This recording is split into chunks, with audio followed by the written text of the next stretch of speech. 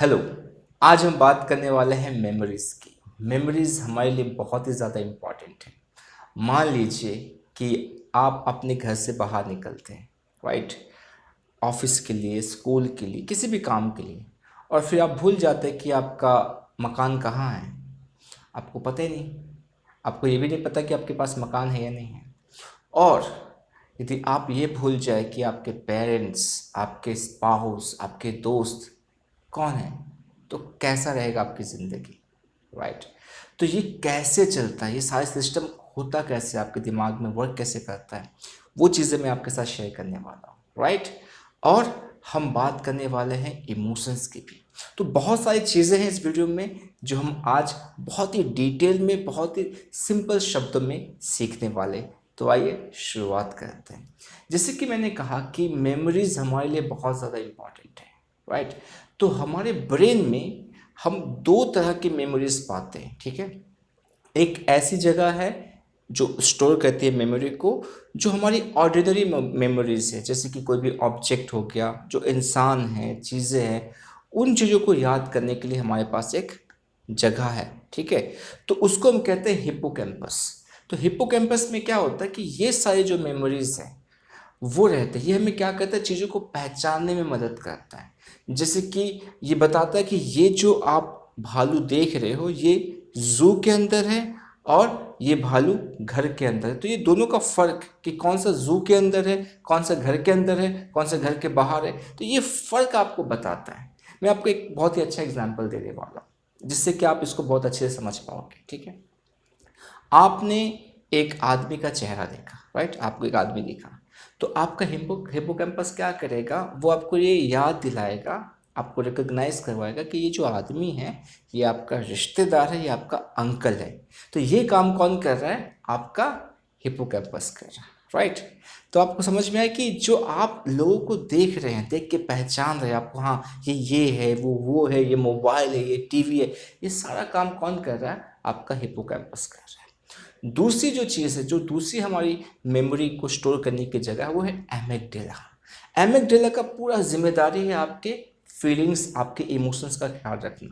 तो ये हमारा इमोशनल मेमोरी पार्ट होता है जो हमारे सारे इमोशनल चीज़ों को रखता है। अभी आप इसका फ़र्क समझ जाएंगे, ठीक है, कैसे। अब जो आपने अपने अंकल को देखा, आपने एक फेस देखा, और आपके हिप्पोकैम्पस ने क्या किया, आपको याद दिलाया कि ये आपके अंकल का फेस है, राइट। अब एमिगडाला क्या करेगा, एमिगडाला इस फेस से जो आपकी फीलिंग जुड़ी हुई है, ठीक है, जो आप महसूस करते हो इस फेस को लेके कि मैं इस इंसान को पसंद नहीं करता, मतलब मैं अपने अंकल को पसंद नहीं करता हूँ, या मैं अपने अंकल को पसंद करता हूँ, ये जो फीलिंग आपके अंदर है ये एमिगडाला संभालता है। कितना अमेजिंग है, राइट। तो यदि आपके ब्रेन से एमिगडाला को निकाल दिया जाए, तो जो ये फीलिंग्स जो आपके अंदर है, जो इमोशंस है, जो आप अपने पेरेंट्स के लिए जो फीलिंग रखते हैं, प्यार, या एक माता पिता अपने बच्चों के लिए जो फीलिंग्स रखते हैं प्यार का, और बाकी जो भी फीलिंग्स है, दोस्ती का, स्पाउस के साथ जो हस्बैंड वाइफ का रिश्ता, जो भी फीलिंग्स है, ये सारे फीलिंग्स आपको महसूस नहीं होंगे, ख़त्म हो जाएगा यदि एमिगडाला को निकाल दिया जाए, ठीक है। तो जब हम फीलिंग्स की बात करते हैं, राइट, तो वो दो तरह की होती हैं। एक होता है टैक्टाइल, जो आपके स्किन से रिलेटेड है। समझ में आई बात, जैसे कि आपको ठंड लग रहा है, आपको गर्म लग रहा है, ये आपके स्किन में पता चलता है आपको, या कुछ चीज़ आपको चुभा, नोकीला सा, या कुछ चीज़ रफ है या स्मूथ है, ये आपको स्किन से पता चलता है। तो ये हमारा टैक्टाइल हो गया। दूसरा होता है इवैल्यूएटिव, जो आप क्या करते हो, मीनिंग देख के अपने अंदर फीलिंग को पैदा करते हो कि हाँ ये इंसान अच्छा है, ये इंसान बुरा है, ये मेरे साथ अच्छा हुआ, ये मेरे साथ गलत हुआ, उससे जो रिलेटेड जो आपके अंदर फीलिंग्स आती है उसको हम कहते हैं इवैल्यूएटिव फीलिंग्स। और ये फीलिंग्स आपके एमिगडाला के अंदर होती है, ठीक है। अब एमिगडाला क्या करता है, जैसे आप इस चीज़ को फील करते हो, ये पूरा प्रोसेस जब तक फीलिंग आता है, तो ये क्या करता है, एक अलार्म भेजता है आपके बाकी जितने भी बॉडी पार्ट्स हैं, आपके हार्ट को अलार्म भेज देगा कि धड़को भाई, मतलब डरने वाली चीज़ है, या रोमांस की फीलिंग आ रही है, धड़को, तेज धड़को, ठीक है। सांस को बोलेगा, ब्रीदिंग को, कि तेज हो जाओ, ठीक है। मसल्स जहाँ पे है ना कि इसको खींचो, यहाँ पे दर्द हो, तो ये क्या करता है, ये आपके बाकी बॉडी के सारे हिस्से में ये अलार्म भेजता है, मैसेज भेजता है कि भाई ऐसे ऐसे ना इमरजेंसी आ गई है, अब आपको ऐसे रिएक्ट करना है। आपको चीज़ें समझ में आ रही। तो आपका जो हिप्पोकैम्पस है वो आपके 5 सेंसेस से, मतलब आप जो देख रहे हो, सुन रहे हो, ठीक है, टेस्ट कर रहे हो, स्मेल कर रहे हो, टच कर रहे हो, उसको वो क्या कर रहा है, याद करके अपने पास रख रहा है, स्टोर कर रहा है, ठीक है। और फिर बाद में आपको याद दिलाए कि हाँ ये आपका टीवी है, ये आपका मोबाइल है, ये आपका पंखा है, ये वो आदमी है, ये बस है, ट्रेन है, ये आपको दिमाग में रहेगा याद दिलाने के लिए। अब एमेगडाला का रोल बहुत इंपॉर्टेंट होता है। ऐसे तो दोनों ही इंपॉर्टेंट हैं, ठीक है, पर हमारा एमेगडाला को सही से गाइड करना बहुत ज़्यादा ज़रूरी है। क्यों? क्योंकि आप कभी कभी बैठ के क्या करते हो, आप सोचते हो अपने पास्ट को, या आपको अपने आप याद आ जाता है कि कभी कुछ आपके साथ कुछ गलत हुआ। अरे कभी क्या, कल ही गलत हुआ, वो भी तो पास्ट है। कल क्या, अभी 1 मिनट पहले गलत हुआ, वो भी तो पास्ट है, राइट। तो वो क्या है कि वो आपको याद आता है, किसने ऐसा बोला, उसने वैसा किया, और फिर आप क्या करते हो, आप उसको फील करते हो, और फिर आपका दिन खराब। सही बात है।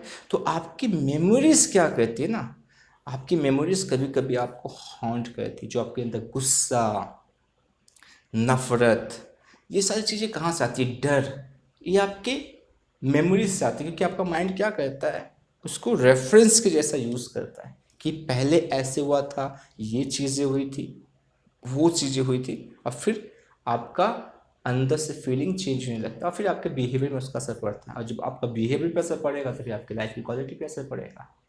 तो हमें क्या करना है, हमें समझना है कि किस तरह से हम इमोशनल वाली मेमोरीज पे वर्क करें।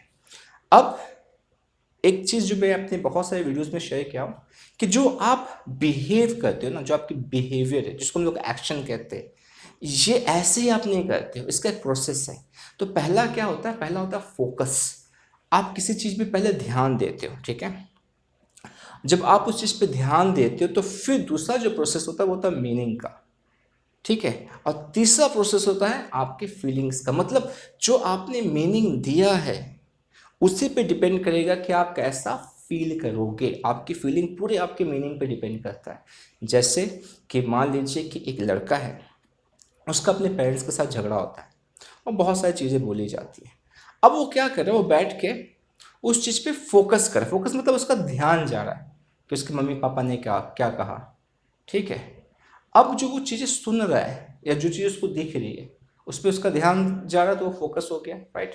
अब उसको वो क्या मीनिंग देता है, वो बैठ के उसको मीनिंग क्या देता है, वो क्या कहता है कि मेरी ज़िंदगी बेकार हो गई है, मुझे जी के क्या फ़ायदा, ऐसे माँ बाप से तो ना होना अच्छा है, क्यों पैदा किया। ये सारे जब वो मीनिंग्स देगा तो उसको कैसा फील होगा, उसकी फीलिंग्स कैसी होगी, अच्छा फील करेगा क्या वो, नहीं। तो वो पूरे मीनिंग पे डिपेंड करता है। और यही चीज़ यदि वो वहाँ पे ये मीनिंग देता है कि वो मेरे माँ बाप है, बड़े हैं, उन्होंने मुझे इतना बड़ा किया है, उनका हक है मुझे डांटने का। यदि वो मुझे डांट रहे हैं इसका मतलब ये नहीं कि मुझसे प्यार नहीं करते। अब बताओ ये मीनिंग देने से कैसा फीलिंग होगा। तो ये जो फील करते हो आप ना, ये सब कुछ आपके मीनिंग पे डिपेंड करता है।